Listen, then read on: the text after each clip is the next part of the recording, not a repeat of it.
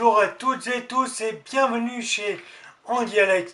Aujourd'hui, je vais vous parler des pires appréciations de bulletins de notes que j'ai reçus. Alors, je vais vous parler de ça, pourquoi? Déjà, pour rire de ce que les professeurs m'ont mis, et puis ensuite, pour vous montrer l'évolution quand même, et vous expliquer mon parcours par la suite. En quatrième, j'ai quand même une professeure de français qui m'a mis trimestre catastrophique.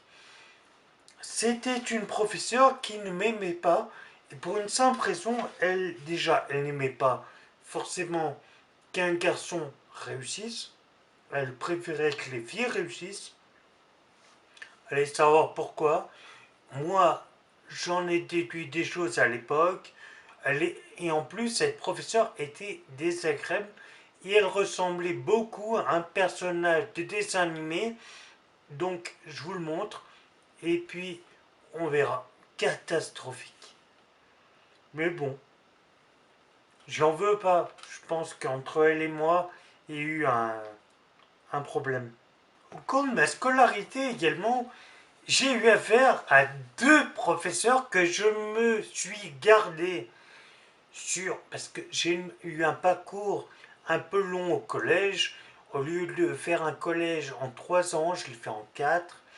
Et pendant ces 4 ans, j'ai eu la chance d'avoir deux professeurs femmes très drôles, puisque inutiles dans leur métier, une professeure de musique et une professeure d'art plastique.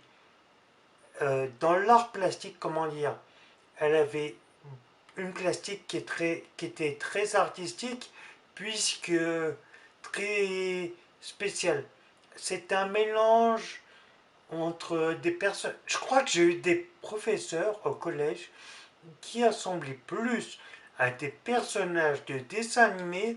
Voilà, ma prof de musique, elle est là, et ma prof d'art plastique, qui était pour moi également tout sauf une bonne prof, puisque pour elle, j'ai toujours eu la même appréciation qui était travail insuffisant. Bien peu de travail insuffisant. Je crois qu'elle s'est dit, tiens, je vais lui mettre pendant toute sa scolarité travail insuffisant. Et au niveau de la prof de musique, j'ai eu droit à toujours très peu de travail bof, pas toujours sérieux. Bon, une professeure encore avec beaucoup d'utilité et surtout beaucoup de répartie, puisque j'ai eu quand même, sur ces 4 années, le droit à travail insuffisant. Et quand je vous dirais, elle m'a emmené voir Miro. Miro, qui est un artiste qui était, comme son nom l'indique, sûrement très Miro, puisque l'art étant très abstrait, Miro est un artiste encore plus abstrait qu'abstrait. Donc quand elle se permettait de juger mon travail sans montrer le sien ou en montrant celui de Miro, je pense que cette professeure avait beaucoup d'humour. Alors, pour mes professeurs de collège, j'ai été trop dispersé, trop pénible, je bavardais trop, j'ai pas trop d'intérêt dans ce que je faisais, j'étais en gros pas très bon, ensemble insuffisant, c'est pour ça qu'ils m'ont fait doubler, c'était pas grave. J'ai même eu un professeur en troisième qui a eu une phrase sur mon bulletin qui est touriste venant d'un monsieur qui s'appelait Monsieur Mang. C'est pas une blague, il s'appelait réellement Monsieur Mang. Il était petit, j'étais déjà très grand, je fais aujourd'hui 1m86, je vais faire 1m70 par là. Il était petit et il s'est permis, donc j'avais à peu près les cheveux un peu peut-être un poil plus haut que cela, il s'est permis, alors que c'est vrai, je discutais avec mon voisin, il m'a envoyé un feutre. Vous voyez ces feutres avec le bord en métal au fond? Il m'a envoyé ce feutre de grande marque qui m'est rentré, qui m'a tapé dans la tête, qui m'a fait une marque. Par respect pour mes parents, et j'y bien pour mes parents, je n'ai pas répliqué, je lui ai rendu son stylo, j'ai été calme, je suis devenu rouge, mais j'ai rien fait. Mais l'envie n'y était pas de me lever et de un peu plus lui dire le fond de ma pensée, puisque ce professeur était vraiment, lui, un touriste et très irrespectueux envers les élèves. Il y a des élèves irrespectueux des professeurs. Il est vrai que j'étais pas un élève facile puisque je parlais en classe avec mes voisins. Je ne faisais pas de désagréments dans la classe. Et pourtant, lui, il s'est permis de m'envoyer un stylo, de m'humilier publiquement dans la classe. Son collègue que j'ai eu une année avant, lui avait beaucoup d'humour, puisque pendant près d'une année, il me disait toujours: Alexandre, tu es sous le robinet. Alexandre, tu es sur le robinet, sous le robinet, sous le robinet. Le robinet, c'était le robinet de la sanction, je pense. Alors, sous le robinet, un jour, je me suis permis de lui dire: Monsieur, arrêtez, je pense que je suis assez mouillé. C'était un peu nul. C'était un mélange entre un homme des cavernes, quand vous le voyez rentrer. D'un côté, vous avez l'homme des cavernes, de l'autre côté, Farinelli.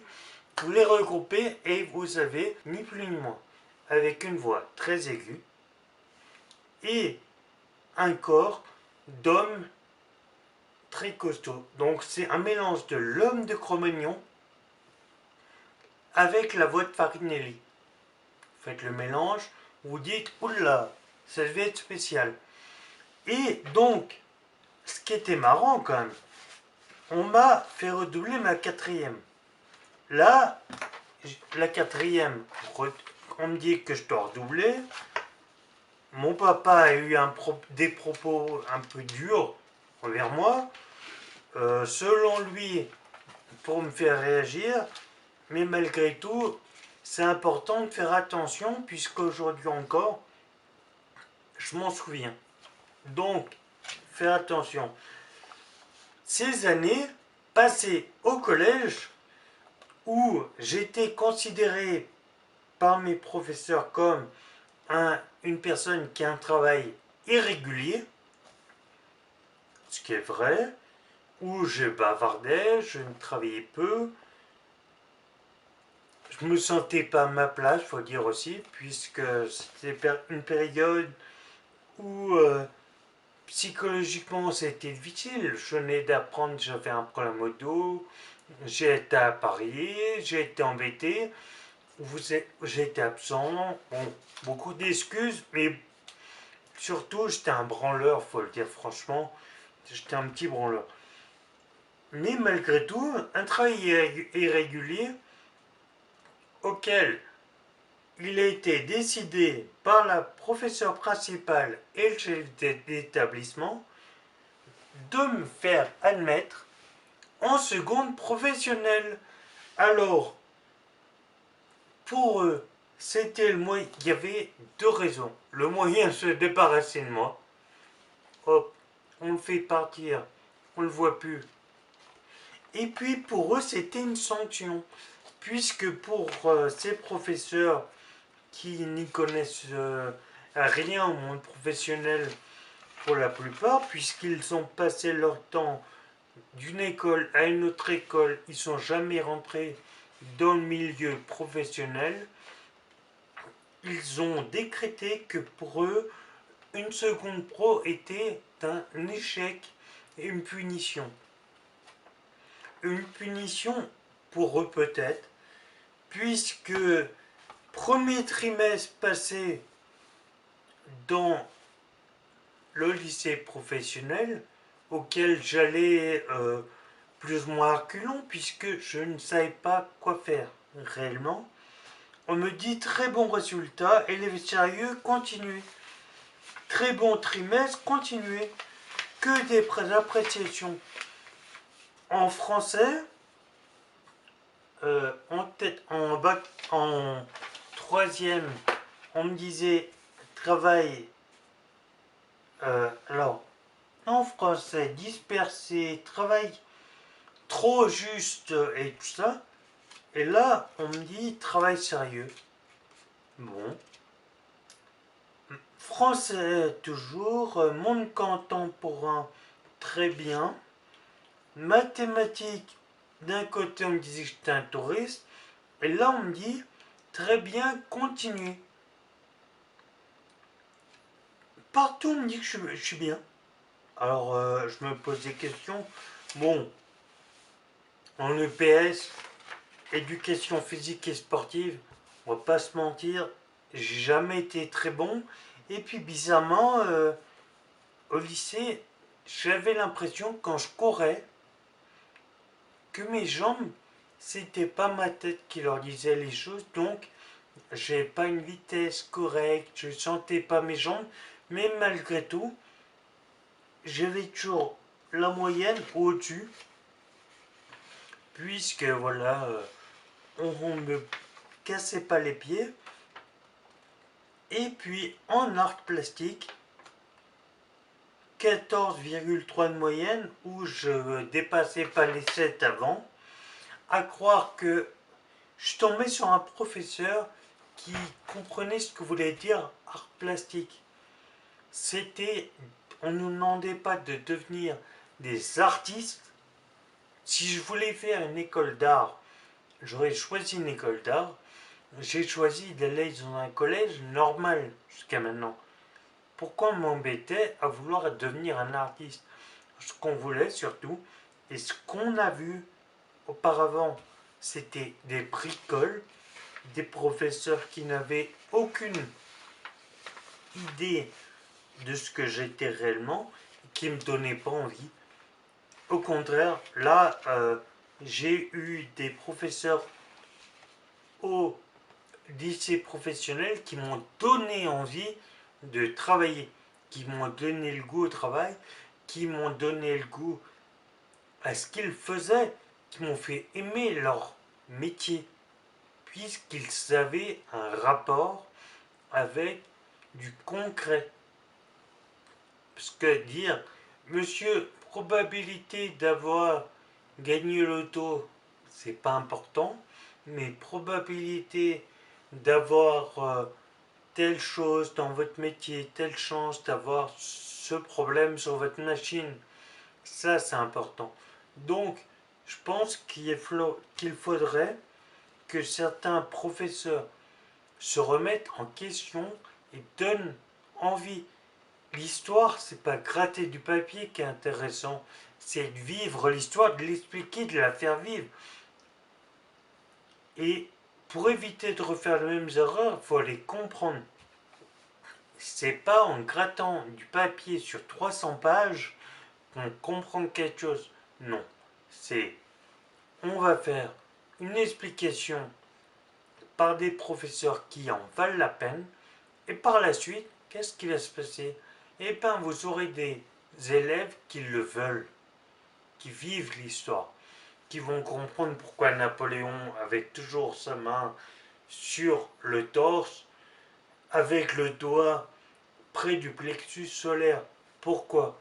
Eh bien, moi, aujourd'hui, là, je peux comprendre, Napoléon est un grand stressé, il se massait souvent le plexus solaire, d'où la main toujours près de la poitrine, en dessous de la poitrine. Voilà. Eh bien, c'est pas avec l'école simple que je vais le comprendre. C'est avec tes professeurs. Et tous ces professeurs au collège qui m'ont dit que j'étais un touriste, un fainéant, etc. Je tiens à leur dire merci, grâce à vous, je n'ai rien appris.